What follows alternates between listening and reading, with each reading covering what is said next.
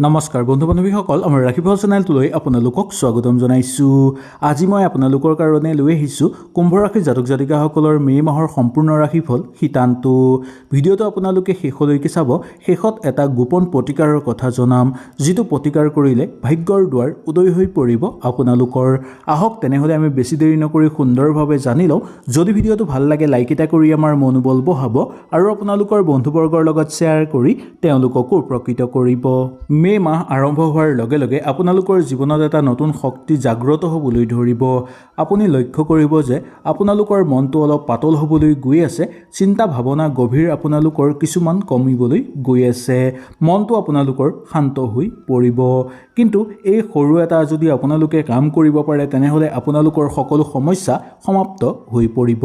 কি কাম কৰিব লাগিব ভিডিঅ'টোৰ শেষৰ ফাললৈ মই আপোনালোকক জনাবলৈ চেষ্টা কৰিম। যদি সঠিক সিদ্ধান্ত এই মাহত আপোনালোকে ল'ব পাৰে তেনেহ'লে আপোনালোকৰ জীৱনত আহিব এটাৰ পিছত আনটো সুযোগ সুবিধা। যদি আপুনি উৎপাত কৰে তেনেহ'লে সুযোগ হাতৰ পৰা হেৰাই যোৱাৰ সম্ভাৱনা দেখিবলৈ পোৱা যাব।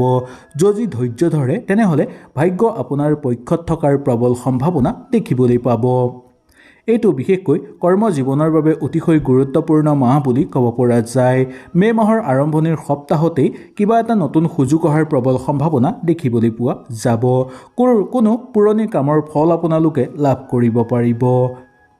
কিন্তু শুনক, ইয়াৰ পিছত আপোনালোকৰ কিছুমান ক্ষেত্ৰত অলপ সমস্যা অহাৰ সম্ভাৱনা থাকি যাব পাৰে। আপুনি ভাবিব এইটো মোৰ বাবে সঠিক সুযোগ হয় নে নহয়। এনেধৰণৰ যদি আপোনালোকৰ কিছুমান কথা মনলৈ আহে তেনেহ'লে আপোনালোকে কেতিয়াও উৎপাত নকৰিব বা কেতিয়াও আপোনালোকে বেছিকৈ চিন্তা নকৰিব। খুব শান্ত মনেৰে আপোনালোকে ভাবিবলৈ চিন্তা কৰিব বা ভাবিবলৈ ল'ব। তেতিয়া আপোনালোকে সকলো প্ৰশ্নৰ উত্তৰ নিজেই বিচাৰি পাবলৈ সক্ষম হ'ব। যদি ভুল সিদ্ধান্ত লয় পিছত অনুতাপ কৰিব। সঠিক সিদ্ধান্ত ল'লে জীৱন সলনি হৈ পৰিব আপোনালোকৰ। ধনৰ ক্ষেত্ৰত আপোনালোকৰ ইনকাম ঠিকেই থকা দেখিবলৈ পোৱা যাব, কিন্তু খৰচ আপোনালোকৰ বৃদ্ধি পাব পাৰে।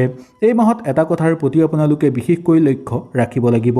যি ধন আপোনালোকে বচাব সেই ধন আপোনালোকে ভালকৈ ৰক্ষা কৰিবলৈ চেষ্টা কৰিব।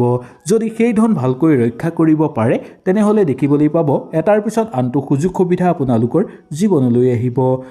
প্ৰেমৰ জীৱনত এই মাহত আপোনালোকৰ অলপ নাটক হ'ব পাৰে। যিসকল লোক ছিংগল হৈ আছে তেওঁলোকৰ কাৰণে জীৱন লগৰী লাভ কৰিব, যদি আপোনালোকে অকণমান চেষ্টা কৰে। বন্ধুবৰ্গৰ পৰাও এই ক্ষেত্ৰত অকণমান সহায় সহযোগিতা আপোনালোকে লাভ কৰা দেখিবলৈ পোৱা যাব। ৰিলেশ্যনশ্বিপত থকা লোকসকলৰ কাৰণে সৰু কথাত ভুল বুজাবুজি হোৱাৰ সম্ভাৱনা দেখিবলৈ পোৱা যাব। অহংকাৰ বা ইগ' ডাঙৰ সমস্যা হৈ আপোনালোকৰ জীৱনত খাৰা হ'ব পাৰে। সেইকাৰণে অহংকাৰ আপোনালোকে ত্যাগ কৰাটো উচিত। মে' মাহৰ মাজৰ ভাগত আপোনালোকৰ এটা ভুল কথাই আপোনালোকৰ জীৱনলৈ ডাঙৰ সমস্যাৰ সৃষ্টি কৰি আনিব পাৰে। সেইকাৰণে মে' মাহৰ মধ্যম ভাগটো কিছু সাৱধানতা অৱলম্বন কৰি চলিবলৈ চেষ্টা কৰিব। অলপ ধৈৰ্য ধৰিব, অলপ মৰম দিবলৈ চেষ্টা কৰিব আৰু অলপ বুজা পৰা কৰিবলৈ চেষ্টা কৰিব। তেতিয়াহে বহুদূৰ আপোনালোকে আগুৱাই যোৱাৰ সুযোগ সুবিধা লাভ কৰিব পাৰিব। এই মাহত আপুনি অনুভৱ কৰিব যে পৰিয়ালৰ প্ৰতি টান বৃদ্ধি পাইছে। কিছুমান গুৰুত্বপূৰ্ণ সিদ্ধান্ত আপোনালোকে ল'ব লাগিব। ঘৰ, সম্পত্তি, পৰিয়ালৰ দায়িত্বৰ ক্ষেত্ৰত গুৰুত্বপূৰ্ণ সিদ্ধান্ত আপোনালোকে এই মাহত ল'বলগীয়া হ'ব পাৰে। এইবোৰ বিষয়ত সঠিকভাৱে আগবাঢ়িব আপোনালোকে পাৰিব লাগিব, কিন্তু তাৰ ভিতৰত অলপ আপোনালোকে চাই বুজি আগভাগ লোৱাটো দৰকাৰ। এইটো বেয়া নহ'ব আপোনালোকৰ কাৰণে। আপোনাৰ জীৱনৰ বেলেঞ্চ আটাইতকৈ আপোনালোকৰ কাৰণে দৰকাৰ। সেইকাৰণে জীৱনৰ প্ৰতি চাইহে সকলো ক্ষেত্ৰত আগভাগ লোৱাটো আপোনালোকৰ পক্ষে উচিত বুলি ক'ব পৰা যায়। স্বাস্থ্যৰ ক্ষেত্ৰত অলপ সাৱধান হোৱাটো দৰকাৰ। মানসিক চাপ আপোনালোকৰ বৃদ্ধি পাব পাৰে। টোপনি কম হোৱাৰ প্ৰবল সম্ভাৱনা দেখিবলৈ পোৱা যাব। কি কাম কৰিব লাগিব আপোনালোকে জানেনে? মোবাইল অলপ কমকৈ আপোনালোকে ব্যৱহাৰ কৰিব। মেডিটেশ্যন কৰিবলৈ চেষ্টা কৰিব। নিজৰ সৈতে অলপ সময় কটাবলৈ চেষ্টা কৰিব। এনেই বহি থকা সময়টো যাতে আপোনালোকে মোবাইলটো কমকৈ ব্যৱহাৰ কৰে তাৰ প্ৰতি আপোনালোকে লক্ষ্য ৰাখিব বা গুৰুত্ব দিব। তেতিয়া মন শান্তিত থাকিব। ভাগ্য নিজেই আগবাঢ়ি যোৱাৰ যোগ দেখিবলৈ পাব। এতিয়া আমি জানি লওঁ আহক গুৰুত্বপূৰ্ণ সংকেতটোৰ কথা। যদি মে' মাহত আপোনালোকে আকস্মিকভাৱে 7 তাৰিখ, 11 তাৰিখ আৰু 4 তাৰিখে কিবা এটা সুযোগ আপোনালোকৰ জীৱনলৈ আহে তেনেহ'লে জানিব যে অত্যন্ত শুভ। ইয়াৰ উপৰিও 7, 11 আৰু 4 সংখ্যাটো আপোনালোকে যদি দেখাও পায় তেনেহ'লে জানিব যে আপোনালোকৰ জীৱনলৈ সুযোগ অতি সোনকালে আহিব।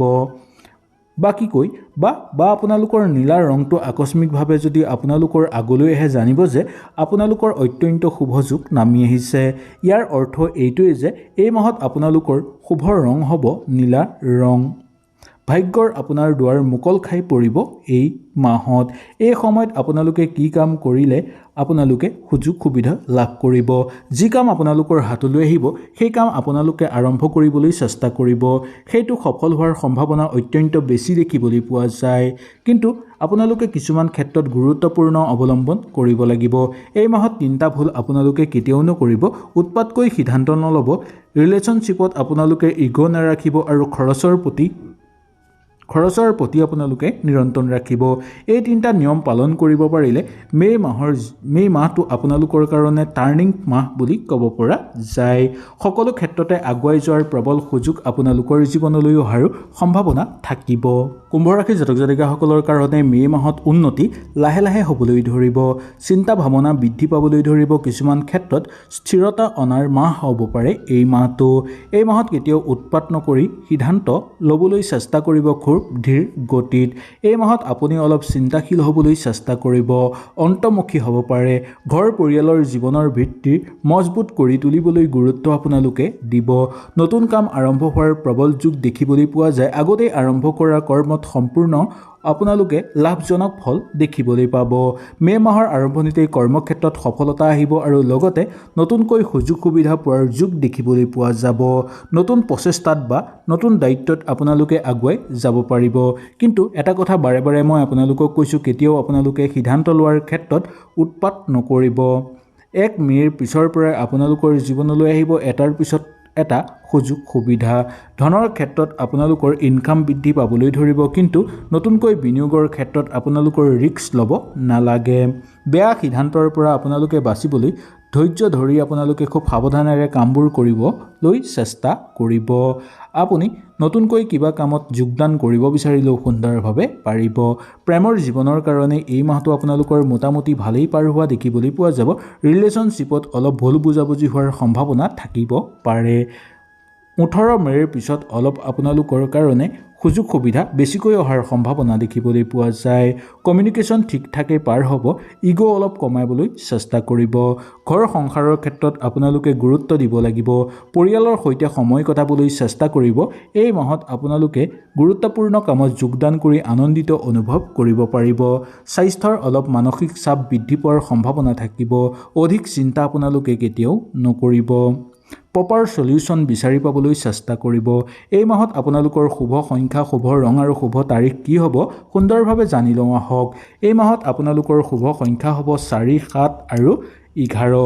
শুভ ৰং হ'ব নীলা। শুভ তাৰিখ হ'ব 4 তাৰিখ, 7 তাৰিখ, 11 তাৰিখ আৰু 18 তাৰিখ। অতি গুৰুত্বপূৰ্ণ সিদ্ধান্ত ল'বলগীয়া হ'ব পাৰে এই মাহত। ৰিলেশ্যনশ্বিপত আপোনালোকে সোমাব পাৰিব অতি সোনকালেই। কিবা এটা ইনভেষ্টমেণ্ট কৰাৰ ক্ষেত্ৰত আপোনালোকৰ ৰিস্ক দেখিবলৈ পোৱা যাব পাৰে। মে' মাহত আপোনালোকৰ শ্ল' হ'লেও ইনকাম হ'বলৈ ধৰিব। যদি আপোনালোকে ধৈৰ্য ধৰে তেনেহ'লে কেৰিয়াৰৰ ক্ষেত্ৰত উন্নতি হ'ব। টকা পইচা বৃদ্ধি পাবলৈ ধৰিব। পাৰ্চনেল লাইফ আপোনালোকৰ উন্নত হৈ পৰাৰ যোগ দেখিবলৈ পোৱা যাব।